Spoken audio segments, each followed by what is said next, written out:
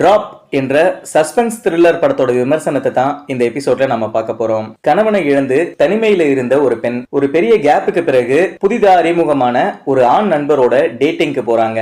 இவங்க டேட்டிங் போன அந்த நைட் ஒரு மோசமான இரவா மாறினதுதான் டிராப் படத்துடைய மொத்த கதை. கிறிஸ்டோபர் லாண்டன் இந்த தடவை நேரடியான த்ரில்லர் படமா இந்த படத்தை உருவாக்கி இருக்காரு. அங்கங்க சின்ன சின்ன காமெடி இருந்தாலும் கடைசி வரை சஸ்பென்ஸா போகிற ஒரு எக்ஸைட்டிங்கான படமா இந்த படத்தை எடுத்திருக்காரு. பெரும்பான்மையான கதை ஒரு ரெஸ்டாரண்ட்டுக்குள்ள நடப்பது போல இருந்தாலும் பலர் மீதும் சந்தேகப்படும் வகையில ஸ்கிரீன் பிளே எழுதி இருந்தாங்க. ரெஸ்டாரண்ட் என்ற அட்மாஸ்பியருக்கு ஏத்த மாதிரி பேக்ரவுண்ட் சவுண்ட்ஸ் இருந்தது. சில சுழலும் கேமரா மூவ்மெண்ட்ஸ் இருந்தது.